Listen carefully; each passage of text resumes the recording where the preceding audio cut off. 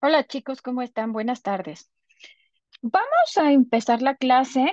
Voy a iniciar revisando la tarea. Hubo, en general, creo que hicieron muy buenos ejercicios. Las principales dudas eran en las preguntas que tenían que ver con una regresión.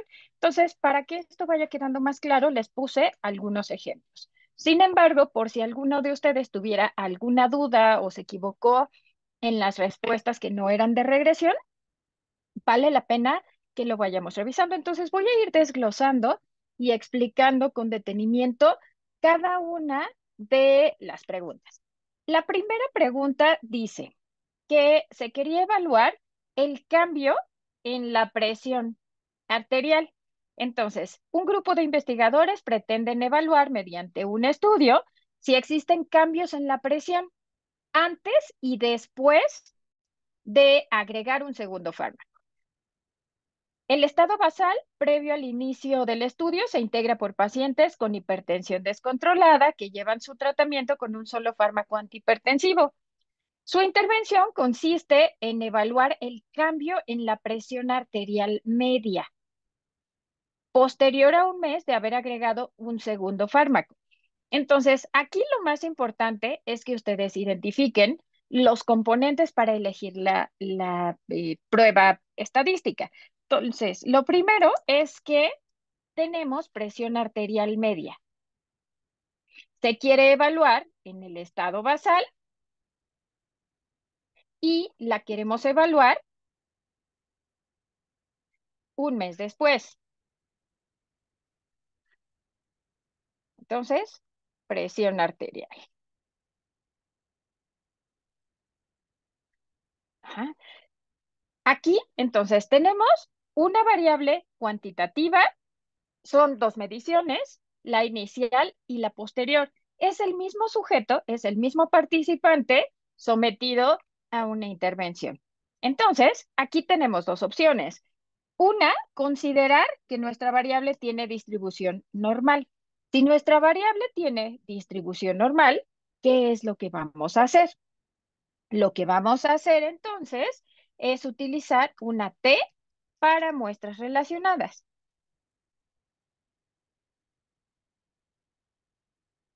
Y nuestros resultados se van a presentar con media y desviación estándar, la media y desviación estándar antes y después de la intervención. Ahora bien, si nuestra variable tiene libre distribución, y aquí yo no se los expliqué, así que si ustedes me pusieron que es una prueba de T pareada para muestras, T pareada o T para muestras relacionadas, es correcta.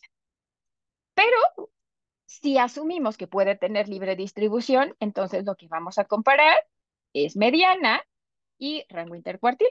En este caso, la prueba que utilizaríamos es Wilcoxon. Por ahí, alguno de ustedes me puso que la prueba correcta era la de McNemar. Esta prueba se utiliza, pero cuando tenemos una variable que es dicotómica. Entonces, la única manera para utilizar una prueba de McNemar era evaluar el porcentaje de pacientes descontrolados. Aquí todos, en este ejemplo ficticio, todos estaban descontrolados, pero podría ser que si tuviéramos pacientes controlados y descontrolados, evaluemos el porcentaje de cambio. Entonces, ¿qué tanto estaban los pacientes descontrolados al inicio y al mes? Ujú. Entonces, en este caso, la prueba sería de McNemar, pero aquí yo hubiera especificado que lo que me interesaba era conocer el control y descontrol, mostrando que se trata de una variable dicotómica. Ujú. Ahora, en la siguiente pregunta dice que se quiere evaluar la relación entre concentración sérica de ácido úrico y severidad del dolor en pacientes con gota. Aquí la clave estaba en identificar la palabra relación. Tenemos dos pruebas que evalúan relaciones. Correlación de Pearson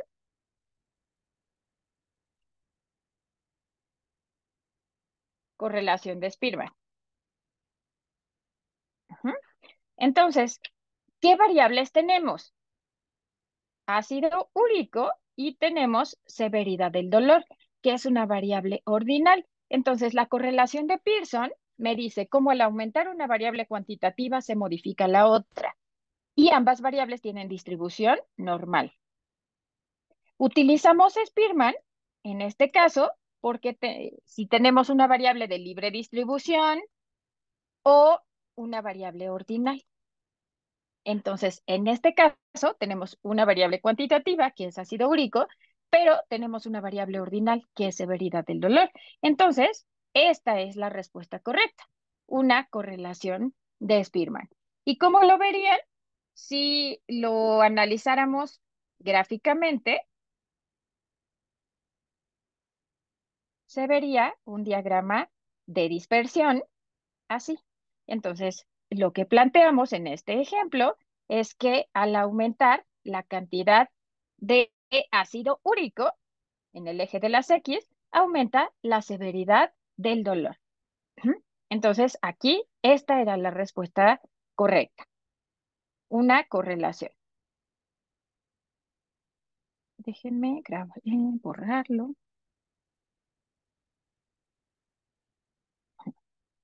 Ahora vamos a nuestro siguiente ejemplo. En nuestro siguiente ejemplo dice determinar predictores. La palabra o la pista más importante era predictores. Tenemos tres pruebas que nos van a ayudar a predecir. Son los modelos multivariados o las regresiones. Tenemos entonces la regresión lineal, cuando el desenlace es cuantitativo. Ajá. Después tenemos regresión logística, cuando en un momento en el tiempo yo quiero evaluar un desenlace dicotómico. Y la regresión de Cox. Aquí, esto se utiliza cuando los estudios son longitudinales, cuando tenemos un seguimiento o cuando el desenlace varía en el tiempo. Ujú. ¿Qué característica comparten? Y bueno, aquí el desenlace es dicotómico, pero en el contexto de un estudio longitudinal. Ahora, una característica importante de estos modelos es que todos son multivariados. Es decir, que yo voy a evaluar el efecto de la maniobra, pero además puedo evaluar otras variables independientes. Y lo que me va a definir el tipo de diseño, el tipo de modelo o regresión, es el desenlace. Entonces, acuérdense que es lineal cuando es cuantitativo, logístico, el desenlace es dicotómico en un solo momento, y regresión de Cox cuando los estudios son longitudinales, cuando hay un seguimiento o hay un cambio a lo largo del tiempo. Ujú. Y el desenlace es dicotómico. Por ejemplo, si yo quiero evaluar la mortalidad en una cohorte, puedo evaluar la mortalidad de los trabajadores en una cohorte. Y esto puede ir variando en diferentes momentos en el tiempo.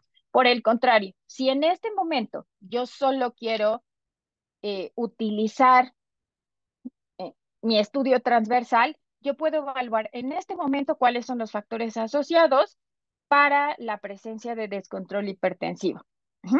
Pero es un solo momento en el tiempo.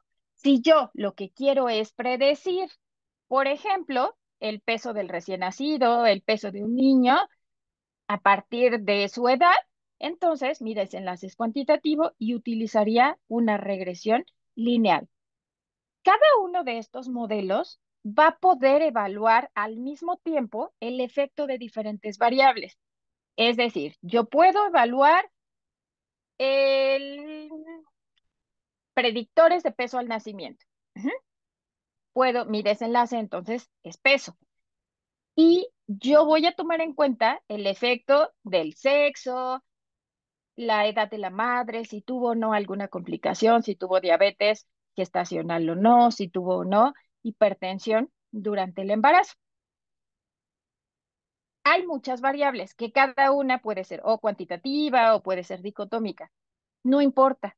Esa es la ventaja de los modelos multivariados. Lo único que va a definir el desenlace es perdón, lo único que va a definir la prueba es el desenlace. Ujú.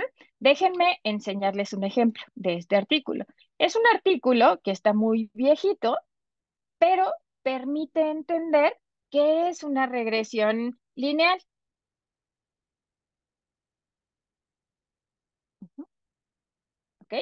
Entonces, vea, en este artículo lo que se quería predecir era peso al nacimiento. Ajá. Peso al nacimiento y talla al nacimiento. Entonces, ambos desenlaces son cuantitativos. Ujú. Y se está evaluando en un mismo momento el impacto que tiene tabaquismo, que tiene el consumo de alcohol, el uso de anticonceptivos, la edad materna, paridad, educación materna. Ujú. Si ustedes, bueno, aquí todas las variables que se están eligiendo en su mayoría son variables dicotómicas, por ejemplo, tabaquismo, presente, ausente, uso de anticonceptivo, presente o ausente. Pero, por ejemplo, el uso de alcohol está evaluada de forma ordinal. El número de onzas durante una semana y se hacen categorías. Después, la educación materna está en categorías y tenemos también la edad materna. Entonces, estas son las variables independientes o predictoras y pueden estar en cualquier escala. El desenlace es cuantitativo, por lo tanto, es una regresión lineal. ¿Mm? Lo mismo sucede con el ejemplo de talla, variable de desenlace o dependiente cuantitativa y múltiples variables de ajuste, dicotómicas, ordinales o cuantitativas. Entonces, lo que define el modelo es el desenlace. Ujú. ¿Ok? Entonces, la respuesta correcta, si la volvemos a leer, es predictores de peso al nacimiento, a partir de tabaquismo, ingesta de alcohol, edad materna e incremento de peso durante el embarazo. Entonces, la respuesta correcta era un modelo de regresión lineal. ¿Mm? Ahora, vámonos a la pregunta siguiente. La siguiente pregunta dice, se quiere conocer si existe diferencia entre el tercil de ingesta de proteínas y la tasa de filtrado glomerular en adultos que tienen diabetes. Entonces, cuando hablamos de terciles, hablamos de tres grupos. Implica que a partir de la variable cuantitativa, la ingesta de proteína como variable cuantitativa, yo voy a hacer tres categorías y voy a tener una categoría que me hable del nivel de ingesta bajo, nivel de ingesta moderado y nivel de ingesta alto. Ajá. ¿Qué es lo que voy a medir? Lo siguiente que dice es que quiero evaluar cuál es la diferencia en la tasa de filtrado glomerular. Ujú. Entonces, ¿qué tengo? Quiero evaluar como objetivo diferencia. Ujú. Quiero evaluar diferencia y tengo tres grupos y una variable cuantitativa. Esto reduce mis opciones a dos pruebas. La prueba de ANOVA, si es que tengo, si mi variable tasa de distribución de filtrado glomerular tiene distribución normal, o una prueba de Kruskal-Wallis, si es que mi variable tiene libre distribución. ¿Ok? Entonces, estas eran las respuestas correctas. Algunos me pusieron las dos, otros asumieron que tenía distribución normal y pusieron solo ANOVA. Como yo no les di el tipo de distribución, era correcta cualquiera de las dos opciones. Ujú. ¿Ok? Vamos a continuar con la siguiente pregunta. Ahora, dice, se quiere evaluar otra vez, pretendo hacer una predicción. Ujú. Y les estoy diciendo que quiero evaluar en general factores predictores. Eso me habla de que no es solo una variable. Quiero tomar en cuenta diferentes variables, entonces me voy a los modelos multivariados o de regresión. Mi desenlace es dicotómico, neuropatía diabética. Ajá. Entonces, aquí el desenlace es tiene o no tiene. Y aquí yo puedo considerar como factores de riesgo la edad, el antecedente de una úlcera previa, el descontrol glucémico,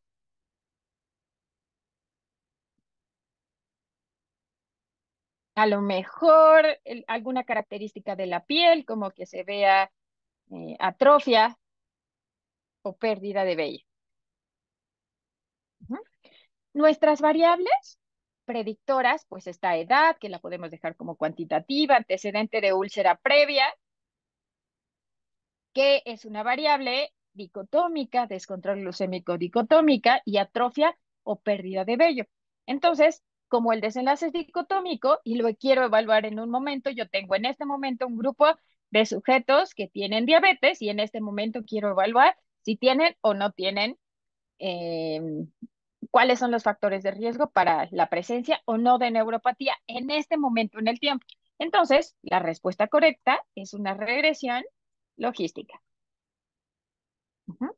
Este, esto se parece al ejemplo que analizamos la semana pasada, a este ejemplo. Se quiere predecir cuáles son los factores de riesgo para el desarrollo de diabetes. Entonces, ¿tengo o no tengo diabetes? ¿Se desarrolló o no se desarrolló diabetes?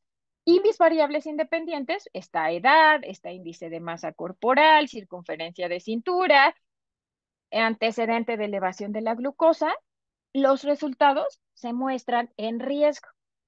Es decir, la probabilidad o el número de veces que una persona que tiene exposición a ese factor tiene de desarrollar el desenlace comparado con otra persona que no tuvo exposición a ese factor de riesgo. Entonces, así se vería un modelo de regresión logística. Así se vería este ejemplo de la neuropatía diabética. Ujú. Ahora, vamos. Creo que estas fueron las dos preguntas que generaron más duda o que tuvieron mayor cantidad de errores. Ujú. Ahora, vamos, la siguiente, otra vez. Queremos predecir colesterol HDL, que es una variable cuantitativa, y queremos considerar diferentes variables como edad, como sexo, consumo de grasa y ejercicio. Otra vez, se trata de una regresión lineal, ujú, como en el ejemplo de tabaquismo. Ujú. Ahora, vamos a ver el último ejemplo. En este último ejemplo, dice que se quería evaluar la supervivencia del injerto renal en pacientes que se sometieron a trasplante de donador vivo relacional. Ujú. Este es un ejemplo parecido, pero es una curva de supervivencia. Lo que hacen las curvas de supervivencia es mostrarnos la presentación del desenlace. Entonces, partimos del 100% de los sujetos con el injerto funcional y conforme va pasando el tiempo, va cambiando la supervivencia. Entonces me va diciendo que para el año 5 la supervivencia en el grupo uno es mayor a 90% y en el grupo 2 es de 80%. Entonces me permite conocer el cambio de la supervivencia o de mi desenlace dicotómico en distintos momentos en el tiempo.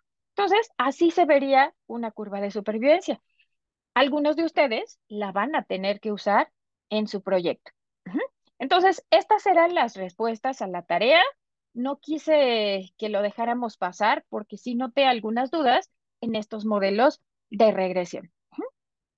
Entonces, a continuación, les voy a mostrar la presentación y les voy a ir explicando cómo vamos a elaborar un plan de análisis estadístico. Una vez que ya repasamos el tema de pertinencia de la prueba estadística. Déjenme cambiar de pantalla. Bueno, pues vamos a continuar. En esta segunda parte vamos a ir explicando cómo se va elaborando un plan de análisis estadístico. Todo lo que vamos a ver en esta segunda parte va a estar inserto en el diseño arquitectónico.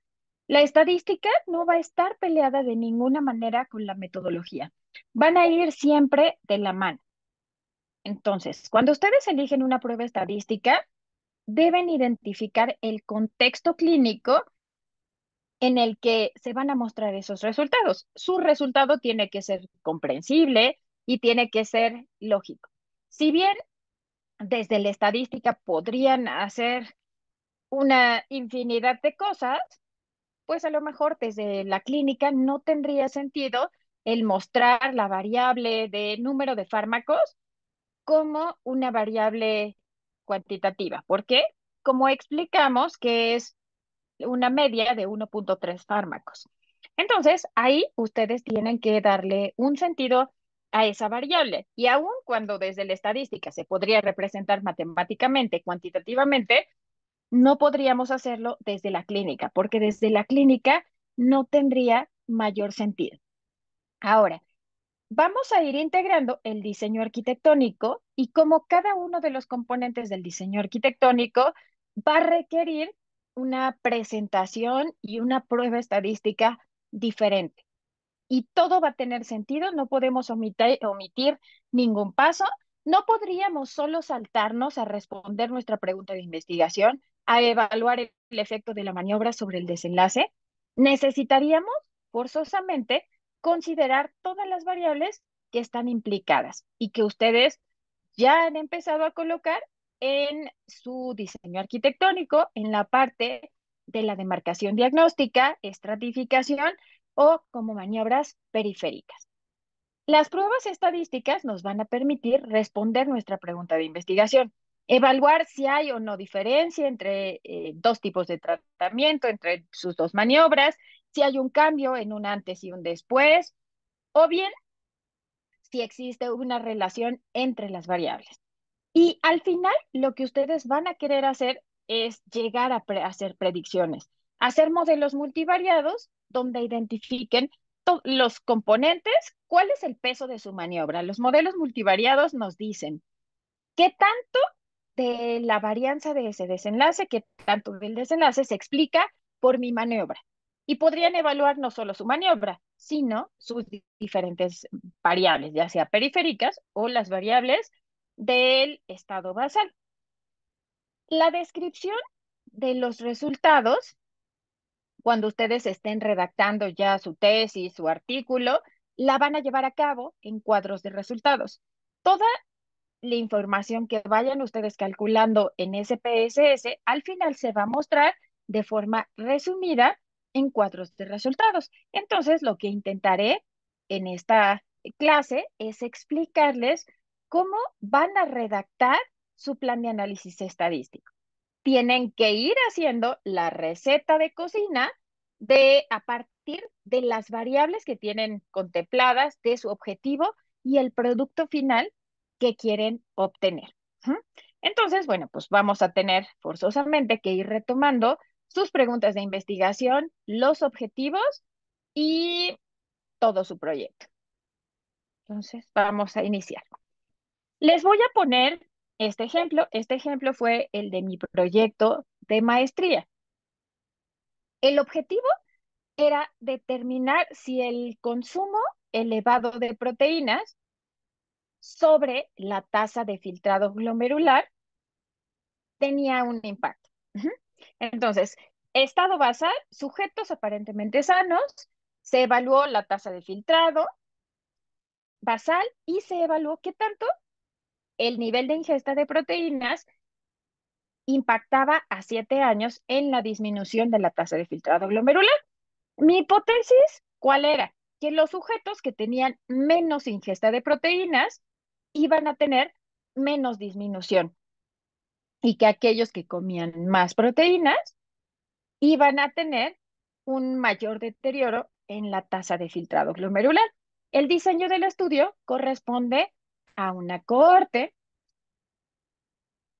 Este es en general, la estructura del estado basal. Entonces, estado basal, adultos clínicamente sanos que al inicio del seguimiento tuvieran una tasa de filtrado glomerular mayor a 60 mililitros por minuto, que no tuvieran diabetes, que no tuvieran hipertensión, síndrome metabólico, en general, que estuvieran sanos.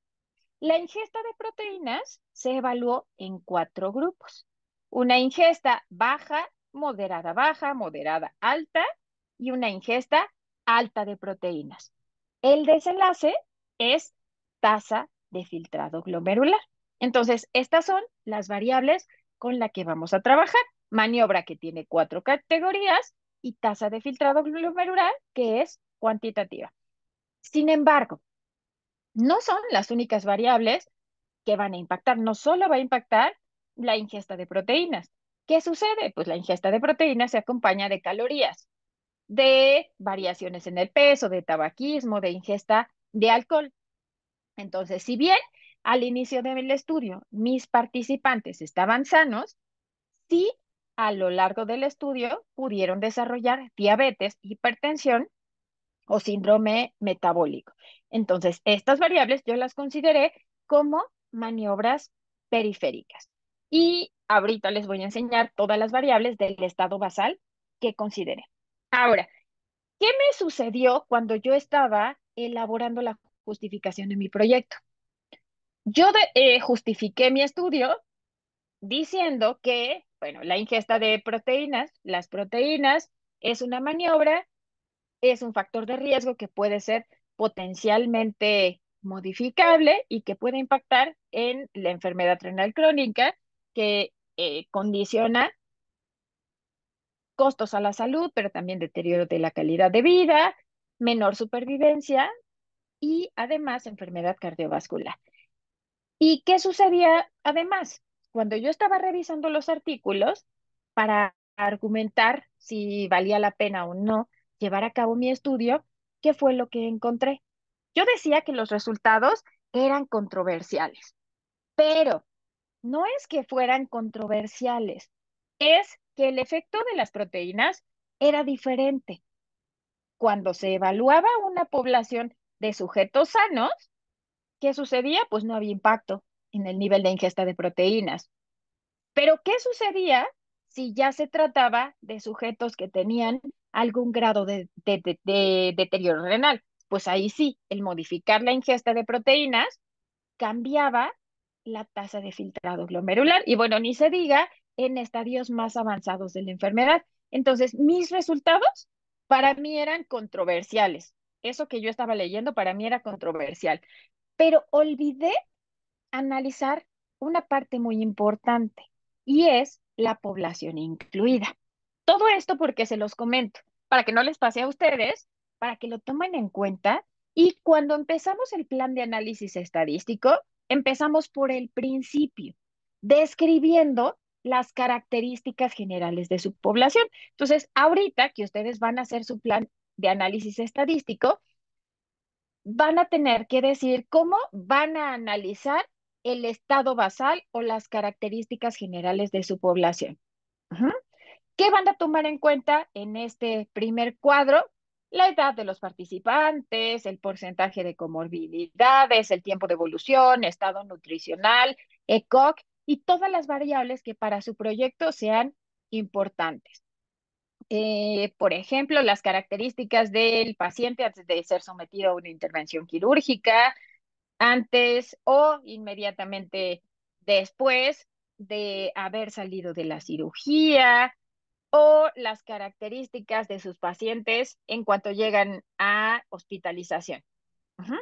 Entonces, este cuadro evalúa, así se vería más o menos su cuadro. Debe considerar las características basales de la población. Ujú.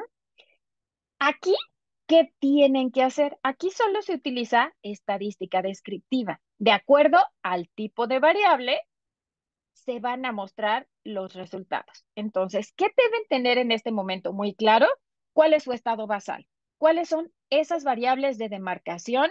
Esas variables que al momento de tener el primer contacto con el participante, para ustedes son fundamentales y para el lector son fundamentales porque les permite conocer las características o el estado general o severidad de los participantes incluidos.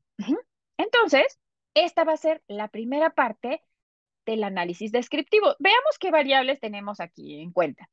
Sexo, tenemos edad, ingesta de sodio, está como cuantitativa, pero después está como dicotómica, actividad física, tabaquismo, tenemos ingesta de proteínas antes de iniciar el estudio o el seguimiento, después ingesta de proteínas dicotómica, como si se cumplían o no las recomendaciones de la OMS, y después la tasa de filtrado basal de esta población, la creatinina. Ujú. Cada una de las variables que ustedes van a incluir va a ser diferente en cada uno de sus proyectos. Podría ser que si ustedes van en el proyecto que quieren hacer para evaluar el efecto de distintos dispositivos de control de la temperatura, pues puede ser que para ese proyecto no sea importante la creatinina o para ese proyecto no sea importante preguntar el tabaquismo. Entonces, no es una receta de cocina, no todos van a incluir la misma parte, pero lo que sí tienen que hacer es incluir todas esas variables que son importantes de su estado basal y de su diseño arquitectónico y desglosarlo aquí. Ujú. Ahorita vamos a hacer este ejercicio de cómo se redactaría esta propuesta de plan de análisis en, hacia atrás, cómo yo lo pude haber llevado a cabo. Entonces, lo primero que tienen que identificar es cuáles son las variables que van a analizar y clasificarlas y definir si son cualitativas. Y acuérdense que aquí, sin importar si son dicotómicas, si son politónicas o si son ordinales, todas estas variables se van a presentar de la misma manera, con frecuencia y porcentaje. Después, las variables cuantitativas van a tener que definir el tipo de distribución. Una vez que lo definan, aquellas que tienen libre distribución se resumirán con mediana y rango intercuartil, y aquellas que tienen distribución normal con mediana y desviación estándar. Así pues, empezaremos a hacer este desglose a partir de estas variables que ustedes ya vieron. Entonces, plan de análisis estadístico. ¿Por dónde vamos a empezar?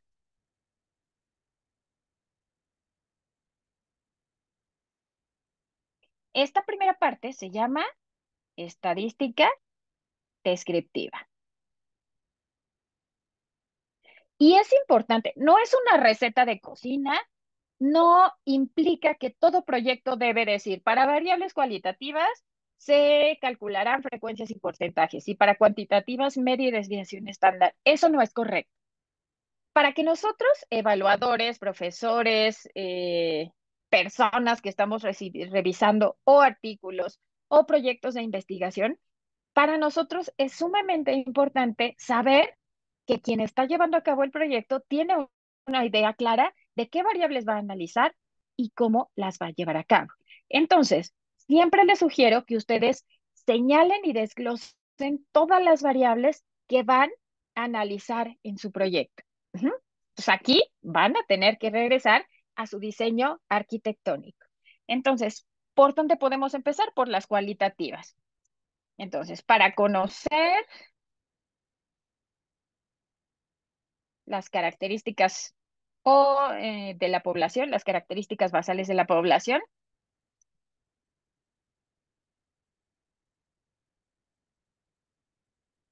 ujú, aquí igual no es para conocer, creo que mejor para mostrar las características basales de la población para las variables cuantitativas.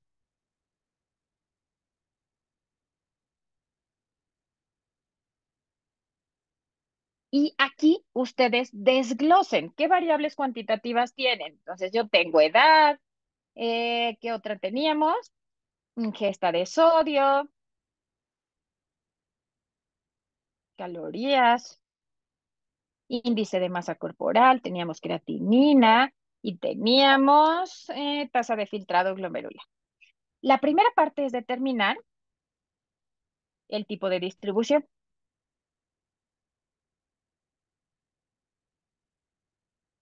Aquí ustedes evaluamos en clase diferentes métodos.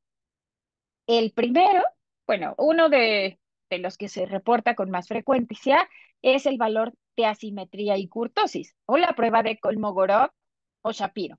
Ujú.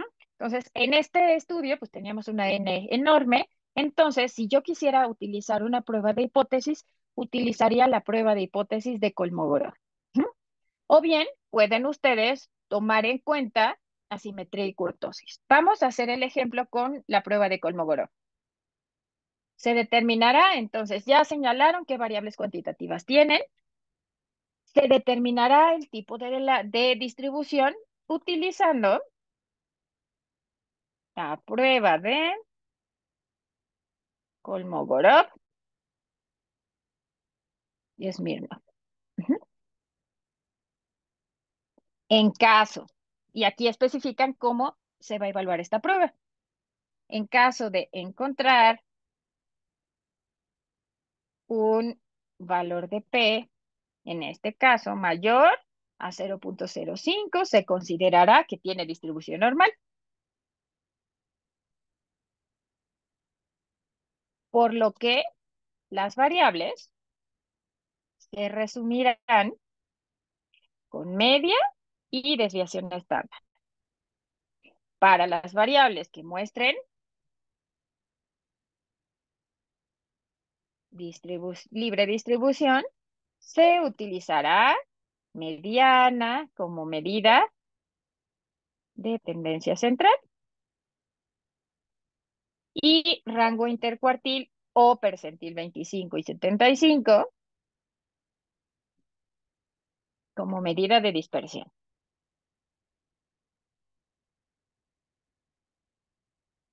Después tendremos que enfocarnos en las variables que son cualitativas. Entonces, para conocer, para resumir, las variables cualitativas, y aquí acuérdense, teníamos sexo, teníamos tabaquismo,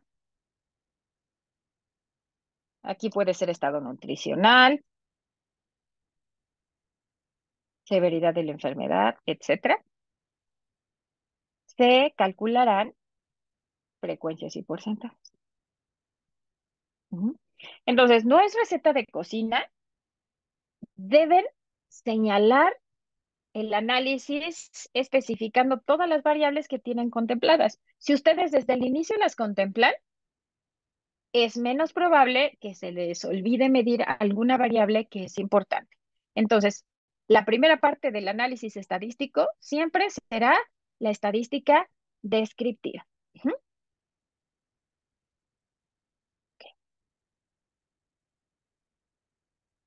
Entonces, aquí tenemos los resultados mostrados como frecuencia y porcentaje. 74% de esta población fueron mujeres. La mediana de edad fue 38 años. Si bien eran participantes en edad adulta, entre 20 y 60 años, pues vean, la población predominante son adultos jóvenes. Ujú. Que si analizamos actividad física, en su mayoría hacían actividad física. Ujú. Aquí, entonces, tenemos variables que están cuantitativas. Esta ingesta de proteínas tuvo libre distribución, tasa de filtrado glomerular tuvo distribución normal.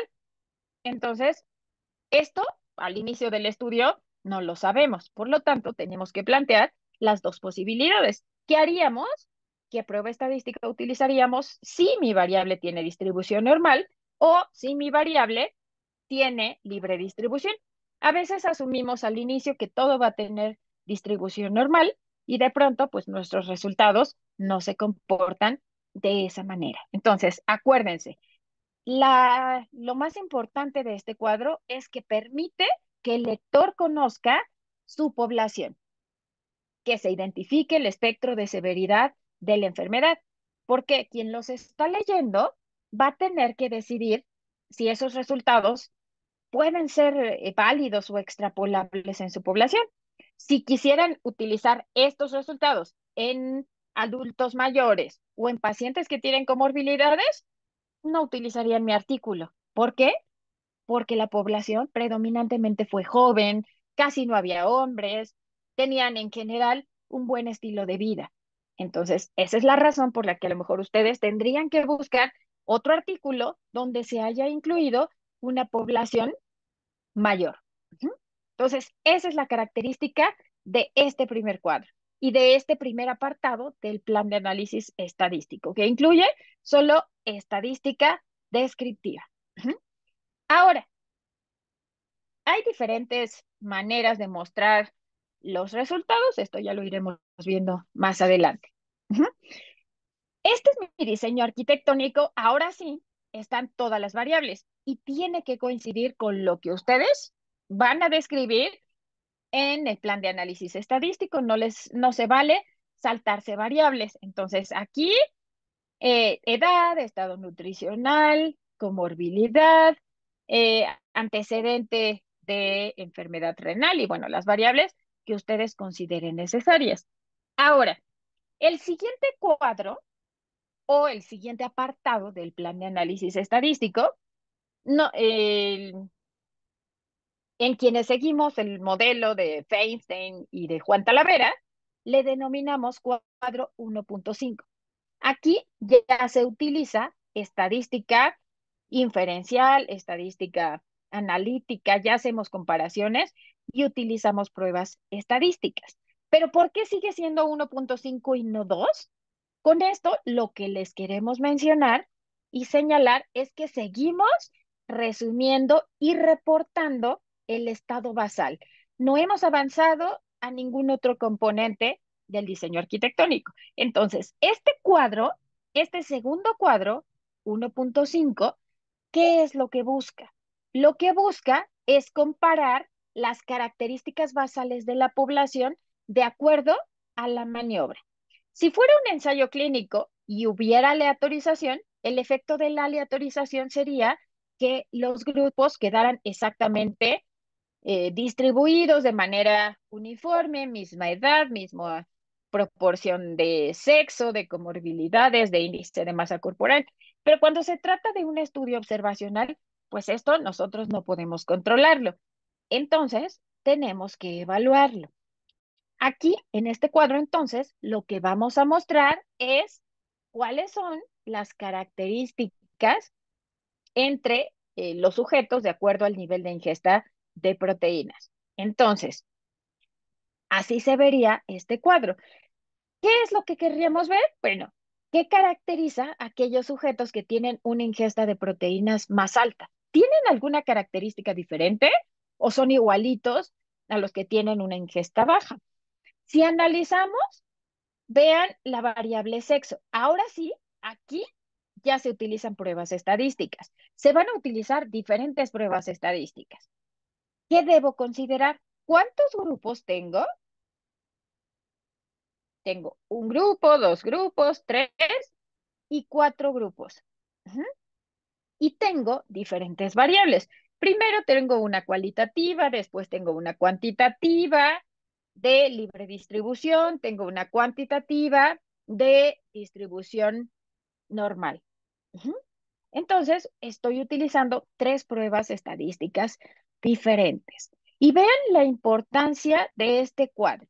Este cuadro yo no lo analicé con detalle al inicio de mi estudio y cambió todos mis resultados. Entonces, por eso es importante que no omitan variables que son importantes y que vayan haciendo todo por pasos.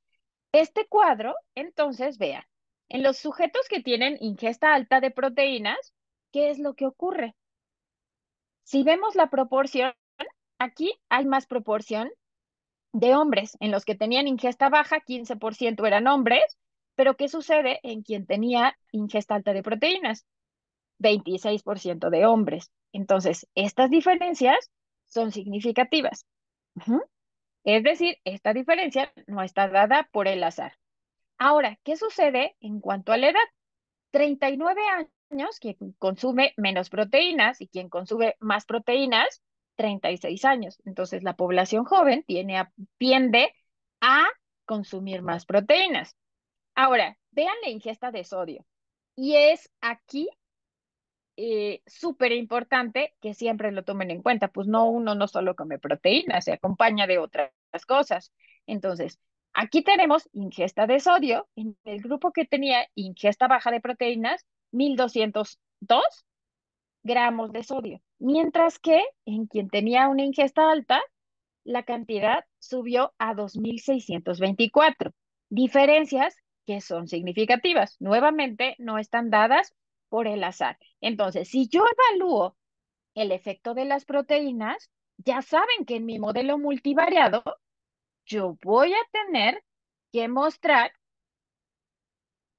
si hay o no impacto de estas variables, porque seguramente va a impactar la edad, porque seguramente va a impactar también la ingesta de sodio, porque va a impactar, acuérdense, en este estudio es una cohorte. ¿Qué va a impactar? Yo quiero ver qué pasó en 7 años con la tasa de filtrado, pero por supuesto que va a impactar el nivel basal de la tasa de filtrado glomerular. Vamos a ver cómo está. ¿Qué sucede? En aquellos que tenían ingesta baja, tenían una tasa de filtrado de 85. En los que tenían ingesta alta, tenían 79 mililitros. Pero acuérdense, esto es en el estado basal. Entonces, antes de iniciar el estudio y antes de que yo evaluara qué pasaba con 7 años de ingesta de proteínas, ¿qué sucedía? Pues ya había diferencias. Ujú. Entonces, esto es importante a tomarse en cuenta. Entonces, vamos ahora a continuar con el ejercicio de cómo redactaríamos el plan de análisis estadístico, asumiendo que queremos evaluar, que apenas estamos haciendo el proyecto de investigación y que queremos evaluar el efecto de la ingesta de proteínas en la tasa de filtrado. Entonces, esta parte ya es estadística inferencial. Ujú. Entonces, aquí, no sé, lo más frecuente cuando les pido a mis alumnos o cuando reviso algún protocolo es que en esta parte me pongan esto.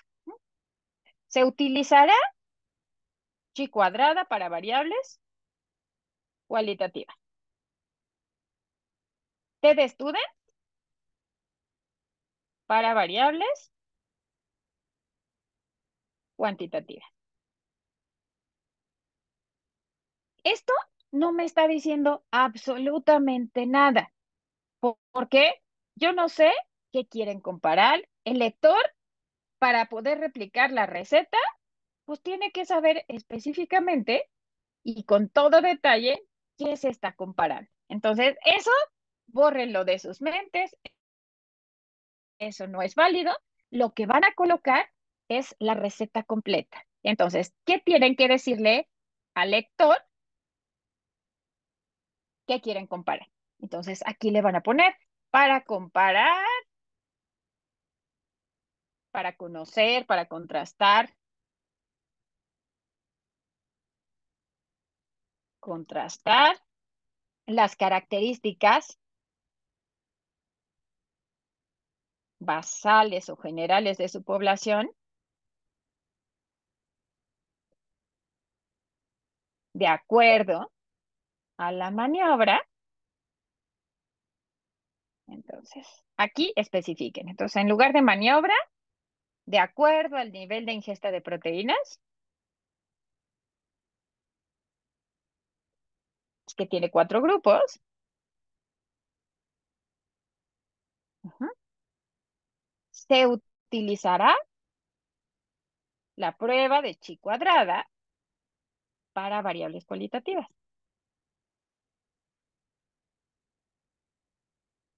Y señalen cuáles. Entonces tenemos sexo, tenemos, no sé, si hubiera comorbilidades, pues tendríamos que señalarlas. estado nutricional, etcétera. Ujú. Entonces, aquí ya estamos especificando cuántos grupos tenemos y qué queremos comparar. Siguiente apartado, para variables cuantitativas, y aquí otra vez la señala.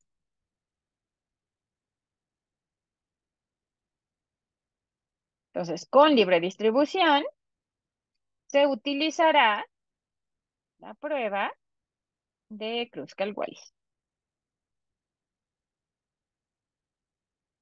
Ujú. Para variables cuantitativas de distribución normal se utilizará la prueba de ANOVA. Ujú. ¿Ok? Y entonces ya están siendo específicos, señalando cuántos grupos que quieren comparar, a qué parte del diseño arquitectónico corresponde. Ujú. Entonces, ahora vamos a ver el cuadro. Aquí, en este cuadro, entonces, estamos utilizando, tenemos sexo y queremos evaluar la proporción de sexo, la distribución que tiene de acuerdo al nivel de ingesta de proteínas. Aquí se utilizó la prueba de chi cuadrada. Entonces, una chi cuadrada, ustedes la observarían así, frecuencia y porcentaje para cada uno de los grupos que están comparando. Después tenemos la variable edad. La variable edad dice que está siendo reportada con mediana y rango intercuartil. Mediana y rango intercuartil implica libre distribución y por lo tanto, como tengo 4 grupos, Kruskal-Wallis. Y tenemos también la variable tasa de filtrado glomerular que tiene distribución normal. Distribución normal, 4 grupos, media y desviación estándar. Y entonces la prueba correcta es la prueba de ANOVA. ¿Mm? Espero que hasta aquí todo vaya quedando claro. Si ustedes van teniendo alguna duda, en los comentarios del video me pueden ir señalando cuál es esa duda y con gusto les respondo. Ahora, vamos a pasar ya del estado basal. Ya salimos del estado basal, ahora nos vamos a ir a las maniobras. Ujú. Entonces, tengo mi maniobra principal, nivel de ingesta de proteínas con 4 categorías, pero resulta que como el estudio es de seguimiento, pues en 7 años pueden ocurrir muchas cosas. Puede haber variación de peso, puede ser que alguien que no fumaba ahora fume, puede ser que haya cambiado la actividad física, alguien que nunca hizo actividad física ahora empezó a hacer, aquellos que no tenían diabetes, pues se diagnosticaron en estos 7 años, ya cuando había empezado el seguimiento, con diabetes, hipertensión o síndrome metabólico. Pudieron variar la cantidad de ingesta calórica, la ingesta de sodio. Ujú. Entonces, en este cuadro tenemos que considerar las maniobras periféricas. Se contrasta la maniobra principal contra las maniobras periféricas o lo que sucedió durante la administración de la maniobra.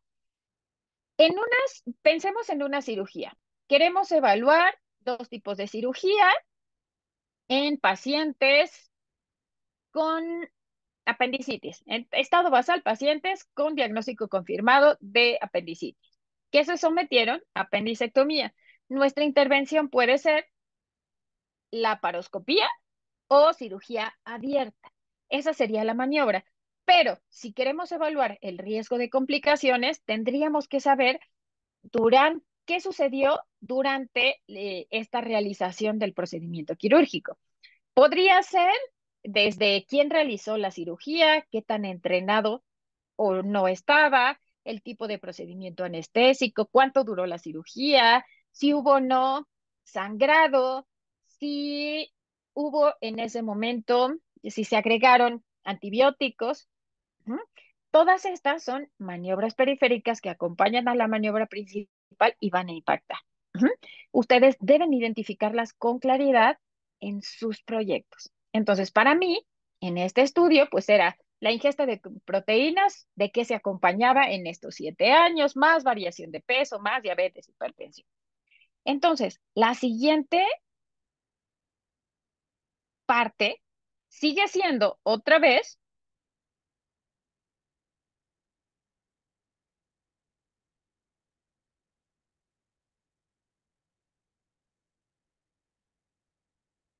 es que no lo quería borrar todo, pero creo que se fue todo. Entonces, otra vez recordemos, es estadística, inferencial. Ujú. Y aquí lo siguiente es para contrastar las características, la maniobra o, en este caso, pues ya mejor lo definimos, para contrastar el nivel de ingesta de proteínas con las maniobras periféricas,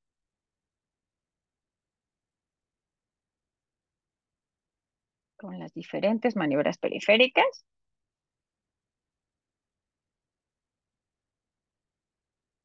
Ajá. Entonces, se utilizó, y entonces, um, en el protocolo todo es a futuro, entonces se utilizará.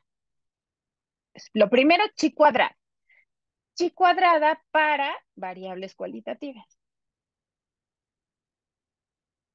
Aquí, a lo mejor, a menos que sean diferentes a las previas, pues ya no las desglosen, o si quieren, pueden igual desglosarlas para señalar cuáles son las que van a analizar. Entonces, diabetes, hipertensión, síndrome metabólico. mm, ¿Qué otra podría ser? Mm, Estas. Ujú. Tabaquismo, tal vez el cambio en el tabaquismo, actividad física. Ujú.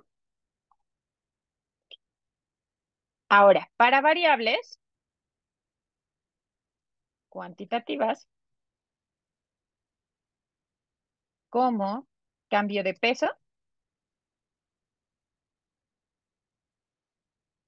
como ingesta de sodio y calorías. Entonces aquí ya se utilizará. Seguimos con la misma cantidad de grupos, son 4 grupos. Entonces, ANOVA si tiene distribución normal o Kruskal-Wallis si tiene libre distribución. Ujú, ¿ok? Ahora, vamos a cómo se vería el cuadro.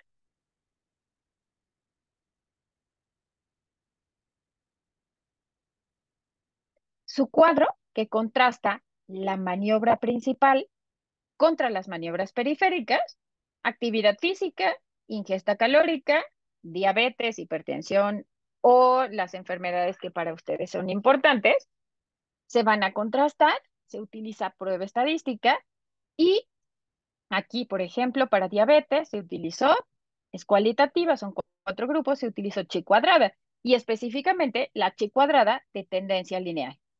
Después, para ingesta calórica y actividad física, ambas tuvieron libre distribución. Entonces se utilizó la prueba de Kruskal-Wallis. Entonces, como están viendo hasta aquí, no solo se trata de mostrar una prueba estadística, no solo se trata de usar T-de-Student o chi cuadrada. Hay una combinación de pruebas estadísticas que dependerán de cada momento y cada objetivo que estén llevando a cabo, siempre de la mano con su diseño arquitectónico. No se vale considerar algo en el plan de análisis estadístico que previamente ustedes no definieron en el diseño arquitectónico. ¿Ok? Ahora sí, vamos a ir al objetivo de este proyecto, a responder esta pregunta de investigación. Entonces, ¿qué pasó con la tasa de filtrado glomerular después de 7 años de ingesta de proteínas, ya sea baja, moderada alta o alta? En 7 años. Tengo 4 grupos y tengo una variable cuantitativa que tiene distribución normal. ¿Qué quiero comparar? Medias. La media en cada grupo, por lo tanto, la prueba estadística correcta es ANOVA. Ujú. Será la siguiente parte de nuestro análisis de resultados. Entonces, seguimos otra vez con estadística inferencial. Ujú. Entonces, ¿qué vamos a hacer aquí? Especificar para determinar el efecto del nivel de ingesta de proteínas, del nivel de ingesta de proteínas durante 7 años sobre la tasa de filtrado glomerular, se utilizará una prueba de ANOVA. Ujú. Aquí acuérdense que es lo previo, entonces no sabemos si va a tener libre distribución o distribución libre o normal. Ujú. En caso de tener distribución normal. O la prueba de Kruskal-Wallis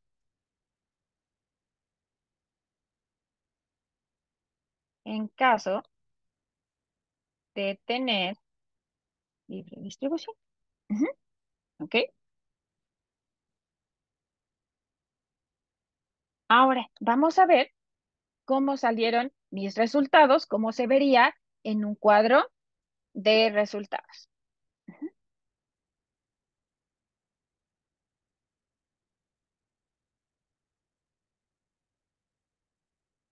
Vean, analicen solo esta primer parte. Ujú. Déjenme, les voy a poner aquí la pizarra. Aquí. Solo nos vamos a centrar en esta primer parte. Entonces, yo tengo tasa de filtrado glomerular, que es cuantitativa de distribución normal, que estoy mostrando con media y desviación estándar, y tengo del lado izquierdo mi maniobra. Entonces tengo patrón de ingesta de consumo bajo, moderado, bajo moderado, moderado alto y consumo alto. Entonces, la prueba que utilicé es la prueba de ANOVA. Ujú. Esa fue la prueba que yo utilicé. Ajá. Del lado derecho les estoy tapando una parte. Esa parte es el análisis multivariado, que ahorita les voy a mostrar.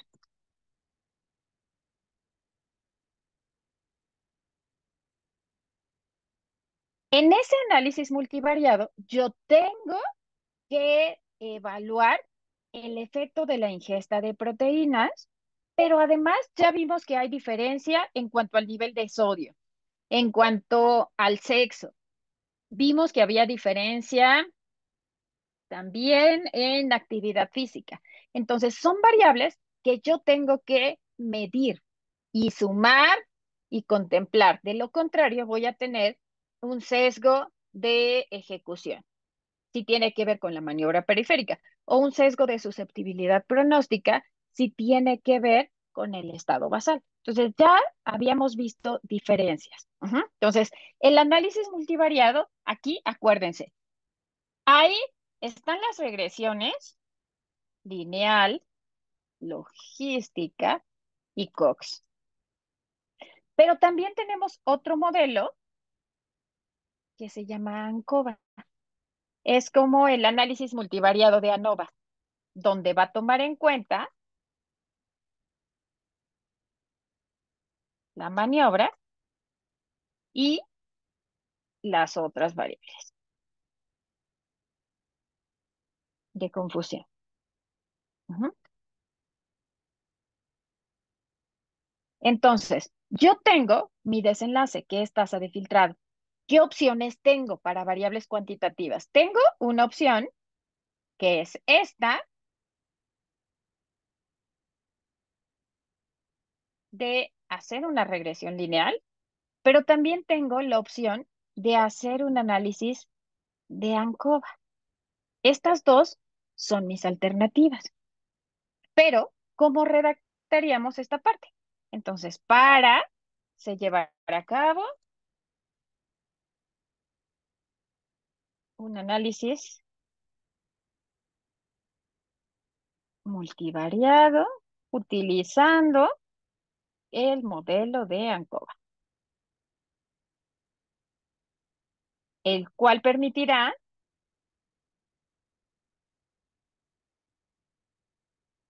conocer el efecto de las proteínas sobre el desenlace, ajustando por las principales variables de confusión.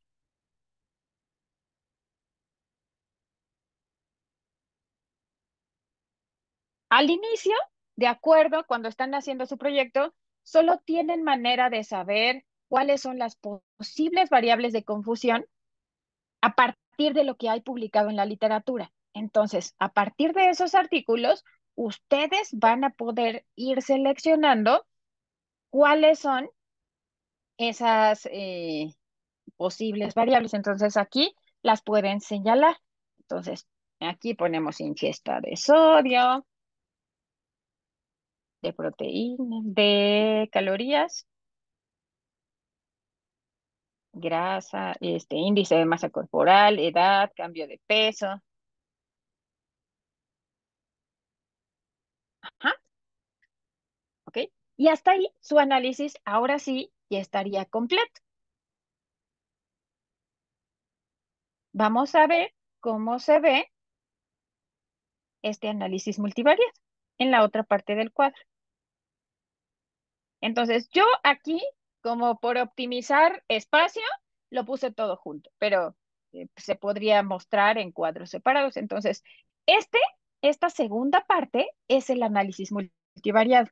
Y vean qué estoy haciendo, evaluando la ingesta de proteínas, pero tomando en cuenta ya las diferencias en ácido úrico, en triglicéridos, en glucosa, en presión, en tabaquismo. Y después, en el siguiente modelo, yo agregué otras condiciones, síndrome metabólico, diabetes, etcétera. Ujú. ¿Qué es lo que se busca? Si su maniobra impacta, tiene que ser significativa a pesar de que ajusten por las variables de confusión. Si no es, si pierde al final significancia, ¿qué es lo que sucede? Pues que no era su maniobra, que eran las otras variables de confusión.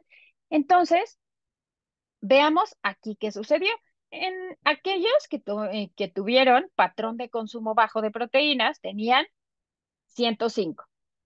Quien menos ingesta tenía de proteínas, 105. Aquellos que tenían más ingesta de proteínas tenían 95. La diferencia era de 10 mililitros minuto. El valor de P era 0.026. Eso quiere decir que las diferencias eran significativas, no eran atribuibles al azar, pero además estoy comparando qué pares de grupos tenían diferencia. Era el nivel de ingesta de 1 contra 4, que era ingesta baja contra ingesta alta. Estos dos grupos eran los que tenían diferencias significativas. Ujú, ¿ok? Ahora, en el modelo 2, ajustando por las diferentes variables, esperaríamos que se siguiera manteniendo esa tendencia y esa diferencia. 106 contra 92. Aquí, ¿qué sucedió? Incluso la diferencia aumentó. Entonces, pareciera hasta aquí que sí son las proteínas lo que está impactando. ¿Qué pasó aquí?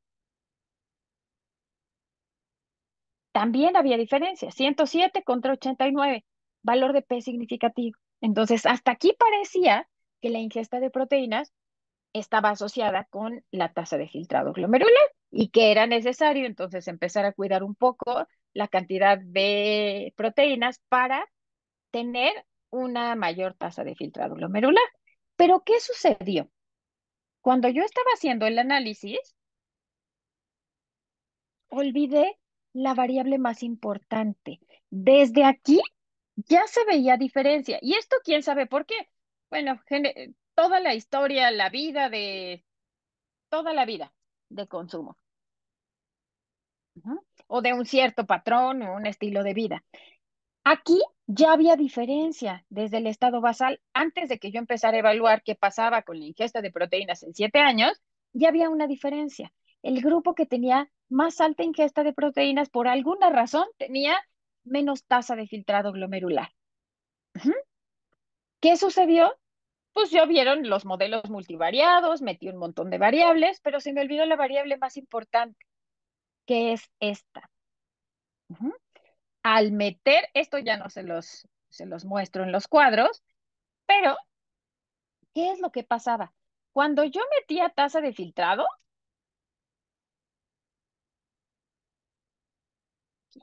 entonces al meter tasa de filtrado,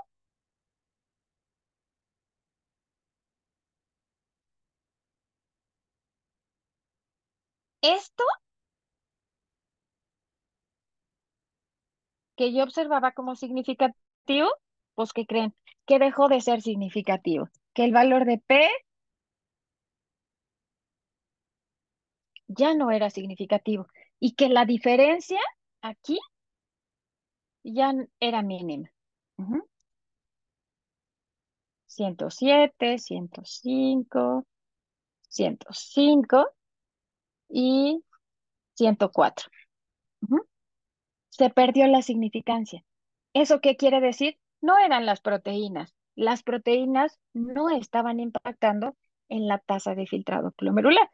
Fue un error el que yo no noté al inicio y que atrasó mi análisis de resultados muchos meses. Por supuesto que pasé por distintas etapas. Primero la negación, repetí el análisis no sé cuántas veces y después de no sé cuántas veces, pues seguía saliendo esto. Las proteínas no impactan en la tasa de filtrado glomerular en sujetos sanos, porque en sujetos que tienen algún grado de deterioro se comporta diferente. Entonces, en mi población yo no observé diferencias.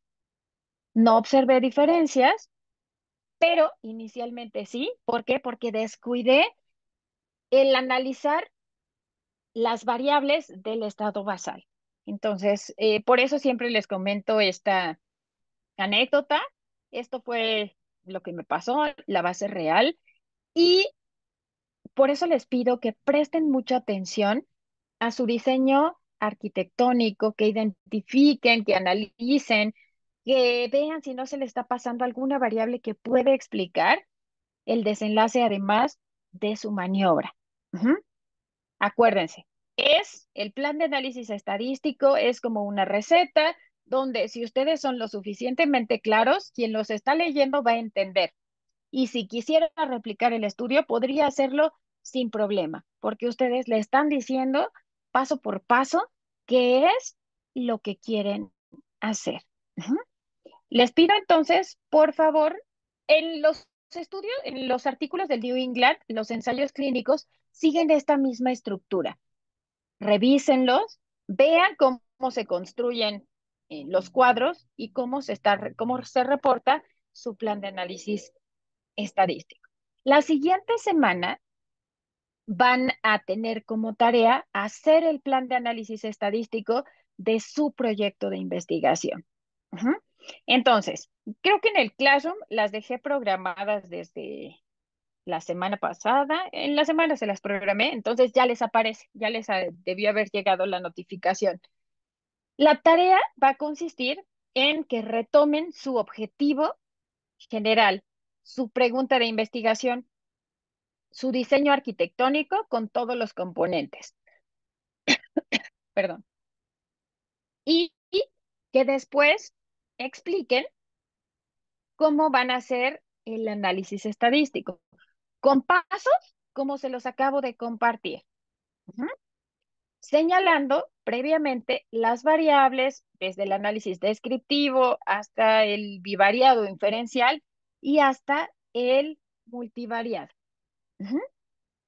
Esto lo voy a revisar en el Classroom, les hago sus comentarios, les encargo las tareas que me tienen pendientes y la siguiente semana con lo que vamos a trabajar es con cálculo de tamaño de muestra. Creo que lo han ido revisando con el doctor Lino.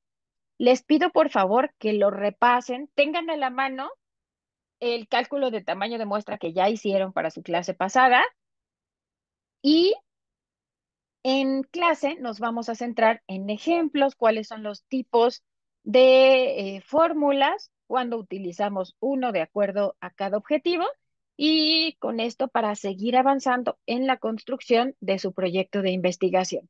Muchas gracias. Por favor, les encargo sus comentarios, sus dudas y con gusto les respondo, ya sea en el video o a mi WhatsApp. Muchas gracias. Buen fin de semana.